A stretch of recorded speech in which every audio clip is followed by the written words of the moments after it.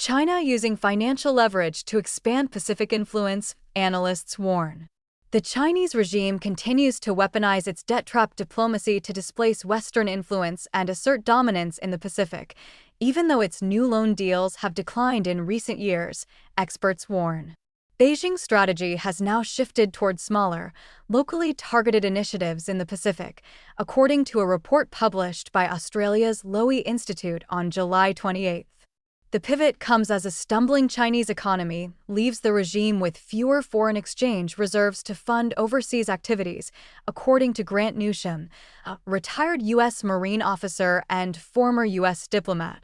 Thus, it is being more selective and more financially cautious in how it conducts its overseas activities, including development activities, he told the Epoch Times.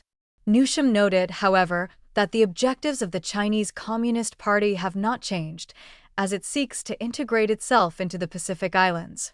China still is very active with fully staffed embassies and Chinese businessmen throughout the region, he said.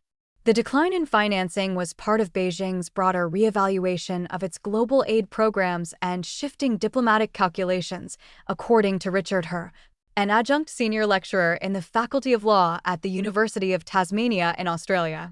A perceived lower political need to counter the Taiwanese presence in the region given its success in reducing the number of missions that Taipei has in the South Pacific today, Herr told the Epoch Times. The CCP has vowed to annex Taiwan by force, despite never having governed it, and has used financial inducements and geopolitical coercion to isolate the self-governed democracy diplomatically. Papua New Guinea Foreign Minister Justin Pichenko said on July 16 that Taiwan's representative office in the country would be closed immediately, framing the move as an administrative alignment to elevate ties with Beijing.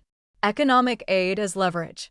The Lowy Institute report suggests that China's Pacific aid maintains clear alignment with broader diplomatic objectives, such as the comprehensive assistance package pledged following Nauru's 2024 switch in diplomatic recognition from Taipei to Beijing. Taiwan now maintains diplomatic relations with only 12 allies, following similar realignments from the Solomon Islands and Kiribati in 2019. Newsham said that the Chinese regime always uses economic assistance and other forms of aid for political leverage. China's aim is to create vassal states totally beholden to the PRC, Newsham said, referring to the acronym for Communist China's official name, the People's Republic of China. The regime aggressively subverts a local constituency that sees China as being a desired financial benefactor via its aid programs. Herr said this reliance on bilateral economic leverage reflects Beijing's broader diplomatic posture, particularly given its struggles to negotiate multilateral treaties. Its attempt to promote a regional security arrangement with the South Pacific fell embarrassingly short a few years ago, demonstrating its weakness in this area, he said. In 2022, Beijing proposed a sweeping regional pact to 10 Pacific nations, but the deal ultimately stalled after some leaders pushed back over sovereignty concerns. Debt traps. The Lowy Institute report notes that China's lending boom from the mid-2010s is now maturing, leaving Tonga, Samoa, and Vanuatu with substantial debt obligations to Beijing. Beijing's refusal to extend final loan deadlines to Tonga has made the situation especially difficult, while Samoa and Vanuatu face repayment obligations equivalent to more than 1% of GDP, it warns. Herr said the debt traps, a term analysts often use in assessing China's Belt and Road Initiative, have already been set for several Pacific nations that relied heavily on Chinese infrastructure loans in the past, and they could hinder these countries' economic growth. Chinese-affiliated contractors using Chinese labor have become entrenched in a number of small South Pacific states, he said. These companies are competing unfairly with local construction firms, stunting the development of domestic capacity in these countries. Newsham said that debt traps are effective, and lending is one of the main ways the CCP builds influence.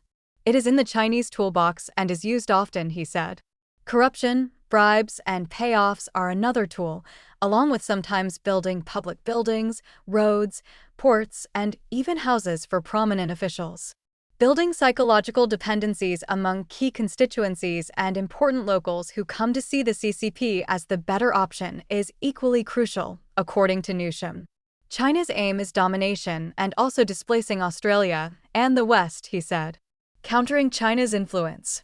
According to the Lowy Institute report, as Chinese loans to the Pacific continue to decline, Australia remains the region's largest development partner by a considerable margin. The annual analysis, which tracks foreign assistance and state-backed loans across the Pacific, shows that Australia injected $1.5 billion into the region, accounting for 37% of total regional financing in 2024. China ranked as the sixth largest contributor, representing 6% of total regional funding. From 2010 to 2019, Beijing signed about $3.6 billion in loans to Pacific nations, which accounted for more than one-third of all lending deals in the region. Since 2020, however, Chinese commitments have plummeted to $390 million in new loan deals, dropping average annual disbursements to less than half of previous levels. Pacific appetite for Chinese financing has weakened since 2019, driven by debt sustainability concerns, increased competition from other major partners, and tighter capital availability in China's policy banks, the report said. Canberra has been deepening its engagement with the Pacific and stepping up assistance to the region, signing security cooperation agreements with several nations since 2023. He said that it was no coincidence that Canberra struck more deals and became the region's largest aid donor as Beijing expanded its reach. For the past 2 decades, there has been increasing evidence of jockeying with China over Beijing's increasing presence in the region, he said. More recently, the expanded range of Australian aid to the region to include infrastructure development support, both with loans and grants, has become more evident. Newsham concurred, saying Canberra's engagement in the Pacific is wide-ranging, from economic, political, social, to military. Canberra is very worried about Chinese inroads into the Pacific Islands and is indeed trying to counter it, even if it claims it isn't, Newsham said.